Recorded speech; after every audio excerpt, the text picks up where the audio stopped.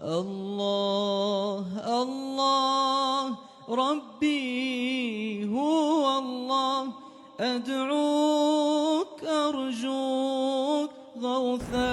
Khairu ma, sebaik-baik ni barang tatlubuhu, yang kau tuntut akan dia, minhu ay minallah, ila ma huwa talibuhu minka.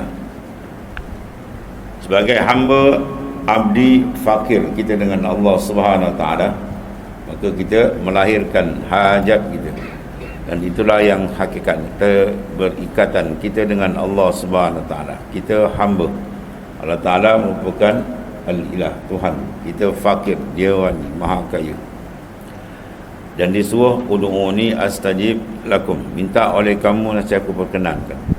Maka dalam permohonan sebaik-baik apa dia? Sebaik-baik permohonan yang kita nak ajukan kepada hadrat Allah Subhanahu Wa Taala ialah engkau tuntut akan dia daripadanya itu barang yang ia menuntut dia daripadamu. Apa yang Tuhan tuntut pada kita?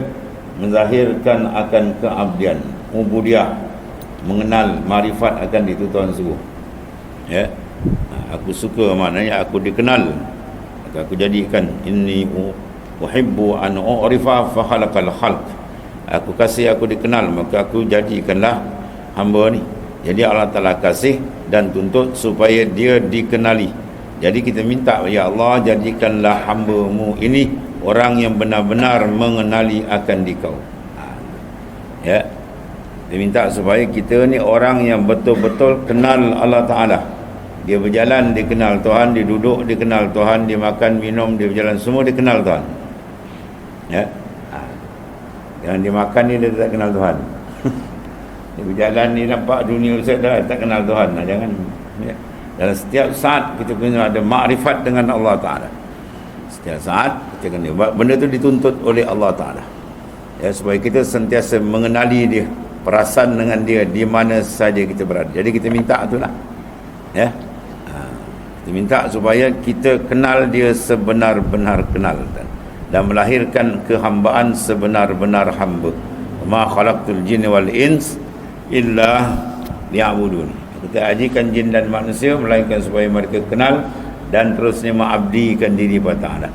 Jadi kita minta, ya Allah, jadikanlah hamba-Mu ini orang yang betul-betul menzahirkan kehambaan kepada-Mu, tidak menjadi hamba pada yang lain. Itu makna sebaik-baik yang engkau tuntut, kata Ibn Athaillah As-Sakandari, ialah barang yang menuntut dia daripadamu. Dan demikian itu sidq, as-sidqu fil ubudiyah, mana siddiq dalam ubudiyah, maknanya benar, jujur, betul-betul dalam menzahirkan kehambaan kepada Allah Ta'ala. Itu yang dituntut. Mana barang siapa berjaya mengizharkan ubudiyah, mengizharkan akan hamba dia sebenar-benar zahir dan batin, maka orang itulah dikata orang yang mendapat sebenar-benar kejayaan dalam hidupnya. Mana kalau tak ada itu, tak jaya hidup. Orang boleh longgokkan sampah-sampah dunia kan. Tu sampah dunia. Dunia ni lah dilonggok banyak-banyak tu, panggil sampah dunia kan. Nak bawa ke mana? Ya, yang kita bawa kapan ni dan, ya, zahir. Hakikat yang bawa ialah amal saleh. Yang lain semua tinggal. Jadi maknanya kedudukan sebenarnya ialah yang mengenali Allah Ta'ala dan mendirikan hak rububiyah. Dia tahqiq siddiq dalam ubudiyah dan dia mendirikan akan hak rububiyah, kerana itu yang dituntut oleh segala orang yang arif. Ya, dia berdiri mana qiyam dengan ubudiyah. Dia mendirikan hak ubudiyah dan dia mendirikan akan hak rububiyah. Kun bi awsafi rububiyah muta'alliqan wa bil awsafi ubudiyah mutahaqqiqan. Nyawatan akan datang, tak sampai lagi. Akan datang dia kata apa? Kun bi awsafil ubudiyah. Kun bi awsafi rububiyah muta'alliqan. Mana bentuklah diri kamu dengan awsaf rububiyah, mana memandang, berpegang kepada sifat ketuhanan Allah Ta'ala, itu mutahaqqiqan, mantap. Dia mantap sentiasa dia berpegang dengan Allah. Dia tak berpegang dengan diri dia. Dia tak berpegang dengan kuasa dia, dengan tenaga dia, daya dia, kekayaan dia, handal dia, tak ada. Sebab dia tahu tu semua tak ada apa pun. Itu semua makhluk Allah Ta'ala. Tuan nak tarik sekejap hilang. Ya, dia nak balikkan sekejap je. Itu maknanya. Sebab dia kenal siapa sebenar yang berkuasa, siapa sebenarnya memerintah segala makhluk. Bukan alam kita ni, segala-galanya dia kenal siapa yang memerintah dia. Oleh kerana tu dia tidak sangkutkan hati dia melainkan kepada Allah Ta'ala sahaja. Itu maknanya dia mantap dalam rububiyah. Kemudian wa bi awsafin ubudiyah mutahaqqiqan. Dengan awsaf ubudiyah, kehambaan, dia tahqiq. Maknanya dia menterjemahkan betul hamba dia. Taat setia betul dengan perintah Allah Subhanahu Wa Taala, zahirnya dan batin dia. Itu betul duduk. Dia minta dua itu.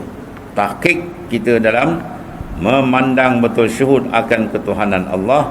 Kemudian mantapkan betul dalam menterjemahkan syariat. Sebab itu sini maknanya antara hakikat dengan syariat dia tidak boleh bercerai. Dia jalan sekali. Itu yang sebaik-baik kita minta. Ya. Orang minta kaya, minta besar jadi juta, itu membebankan kita. Lagi banyak kita ambil, lagi banyak kita soal jawab di akhirat. Yang dah ada ni pun tak boleh jawab tidak. Yang dah ada ni, ini pun tak boleh jawab tidak akhirat. Yang kita dah ambil. Minta lagi beban. Kaya tuan, kalau tuan-tuan nak minta tak tahulah. Kita tak berani nak minta. Yang orang jadi kelaku kaya-kaya, tak berani. Apa yang Tuhan bagi cukup ni, ini pun tak habis syukur tuan ni. Membebankan kita di sana, bukan lama now tuan atas dunia ni. Kejap dia nak balik lah. Allah